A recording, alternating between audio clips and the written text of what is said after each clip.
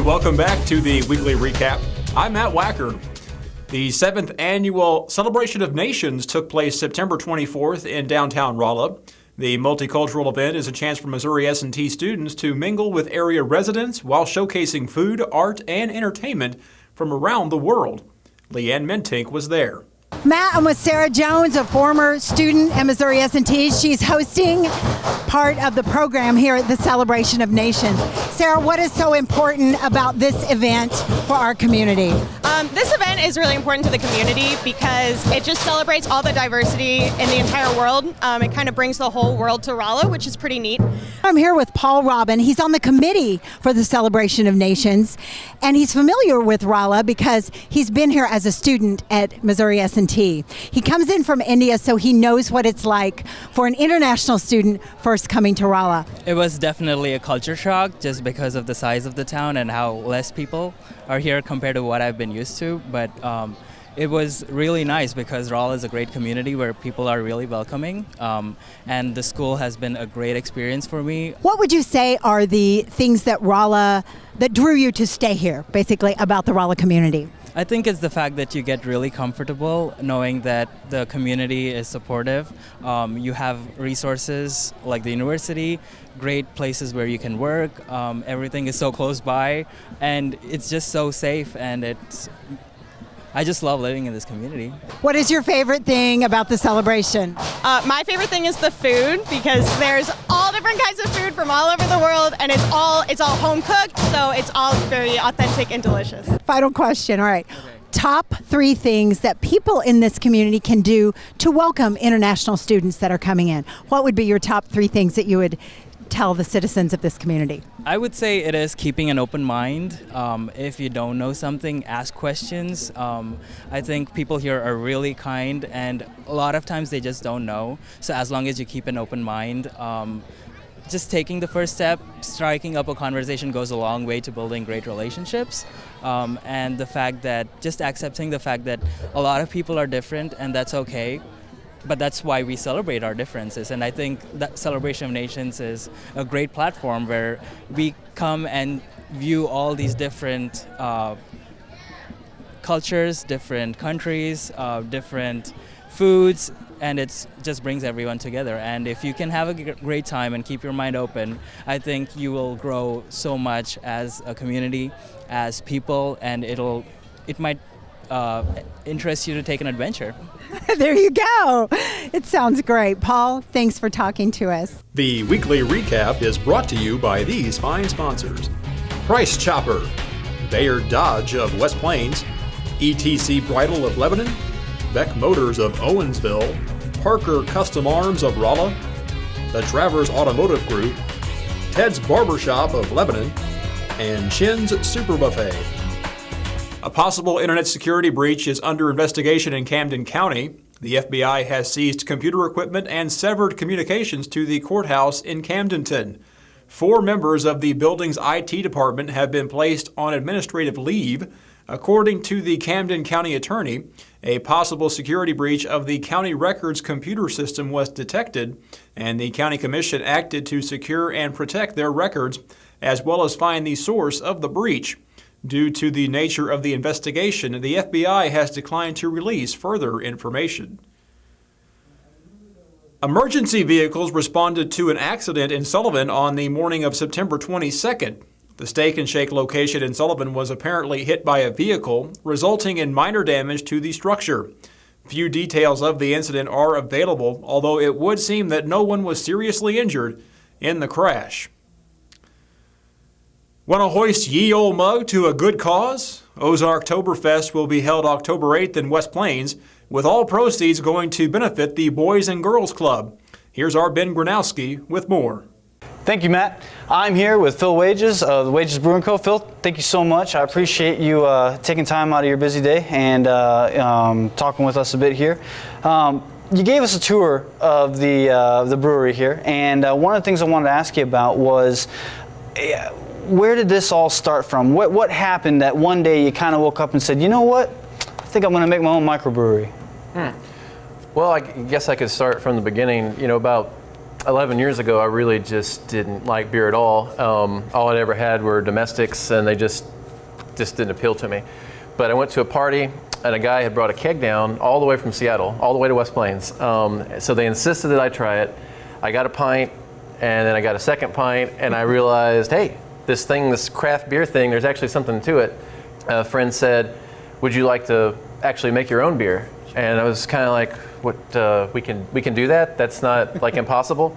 And he said, yeah, I've got all the stuff. I've done it about 20-something times. All we got to do is order a kit. So we ordered a kit, and we did a smoked porter. We had a party with that. It went over extremely well. So after that, we did a few more kits, and then I decided I want to make my own beer instead of using somebody else's recipe.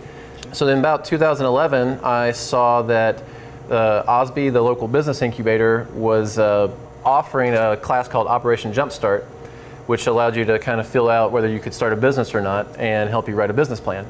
So I went ahead and took the class and got the business plan written and thought, hey, I can actually make this work. I can do this. Sure. You guys have been open now for just a little over a month, as I understand it. Mm-hmm. Still some people looking to check you guys out here. What can they expect with their first experience? What makes Wages different? Well, a lot of people think this is a bar. It's not. That's why the sign outside says tap room. Tap room is where we share our beer. So any brewery has a tap room, in Missouri anyway. We strive to offer an atmosphere that's inviting. You'll notice we don't have any TVs around. Any other bar has TVs. You can watch the game there. We want to be a comfortable environment where anybody can come in, enjoy some pints, talk with their friends, maybe have a business meeting, whatever, play some games. We've got Trivial Pursuit games hanging around. We've seen a lot of people playing that. We'll probably start setting up events as time goes by. So it's just trying to make an inviting environment that's different than anything else in the area. Sure, absolutely. And one of the things that you're getting into coming up here pretty soon on the calendar is Ozarktoberfest. I had to be careful. I had to make sure I said it right that time. What can you tell me about Ozarktoberfest? Ozarktoberfest started out and still is a festival for homebrewers.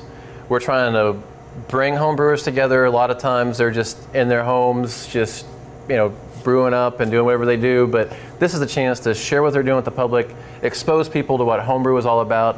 I think there's over 1 million, maybe several million homebrewers in the whole country. So it's a huge hobby, and I've met tons and tons of people in the Ozarks that are homebrewing. I just want to bring them together. So what we do is we have homebrewers come, they share their beer with the public. People pay a donation to get in, they get a souvenir glass, they can try all the beers, and all those funds help support the Boys and Girls Club of West Plains. As such, it's a family-oriented event. We have kids events. We've got a local magician coming that's to entertain. Last year we had sack races, and the fire department helped out with that. That's cool. There's so many other things that are to it. I can't list them all, but it's a lot of fun. Excellent. And is there anything at Ozarktoberfest that you're particularly looking forward to? One really awesome part of it is we have the mug holding contest. I will try to state the German word for it, but it's Muskegenstim. Don't hold me to that.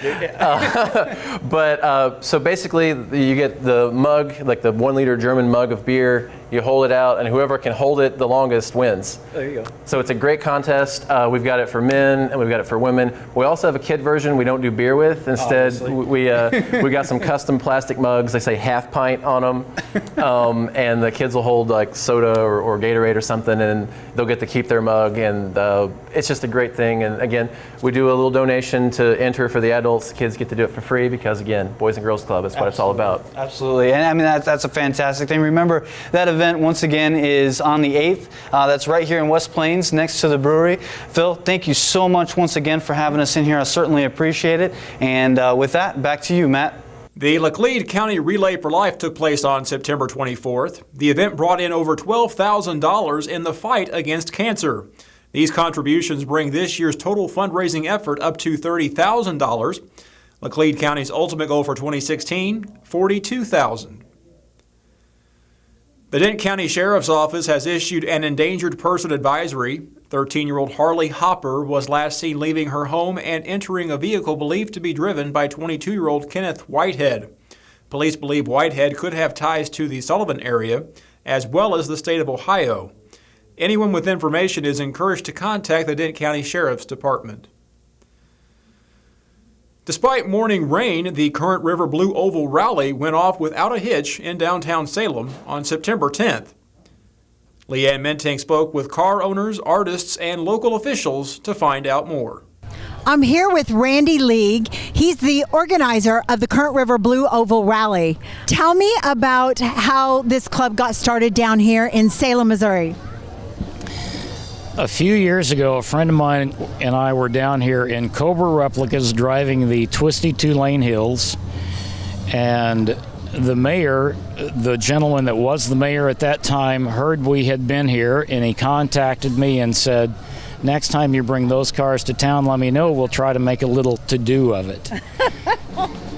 So it turned out to be a little bit more than a to-do. How many cars are here today, approximately? I haven't got a count. I expect we'll have 80 cars before the day's over, and I expect at least 1,000 people to cruise through at least walk through the courthouse square before the day's open.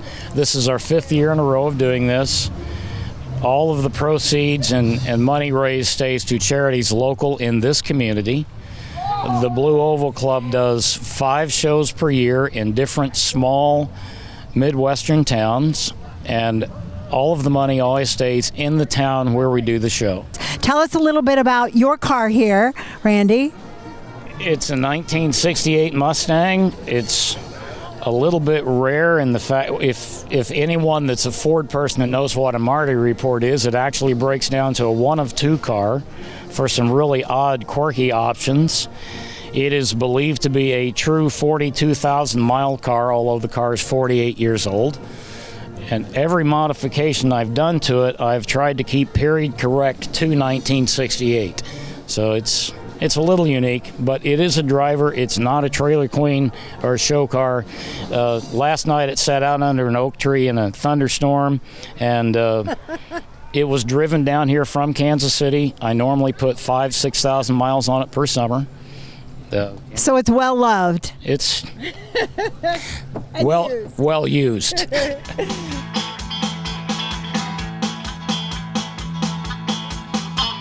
a big job just getting by with 9 kids and a wife. I've been working and dang near all my life. I'm back working.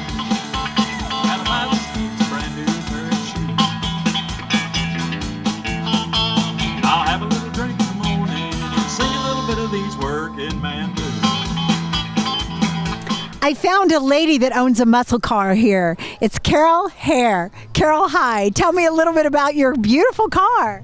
It's a 1966 Mustang. We bought it out of Detroit, Michigan, and it's not all original, but the motor was built by Roush Motors, and it's mostly my husband's car.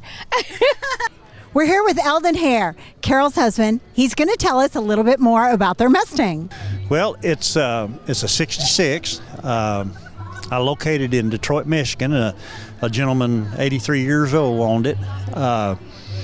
He painted it to color of his football team. He was an Abbott football fan. Oh my goodness. He kept it parked in an air-conditioned garage, and he would come in with his walker and get in the car and go to the football games. And this is a great tailgating vehicle right here with the colors. Oh, it's great, yeah. He found it in a junkyard in New Mexico, and they pulled it out and completely went through it. It's all brand new. Well, for goodness sake, and I hear it goes really fast. It's pretty quick. It's pretty quick. So we might see you burn some rubber later on. If you want to go, we'll go for a ride. Seriously?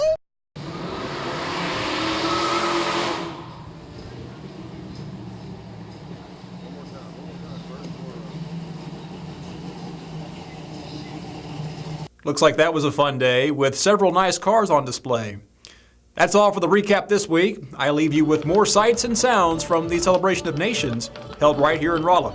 I'm Matt Wacker. Thanks for watching.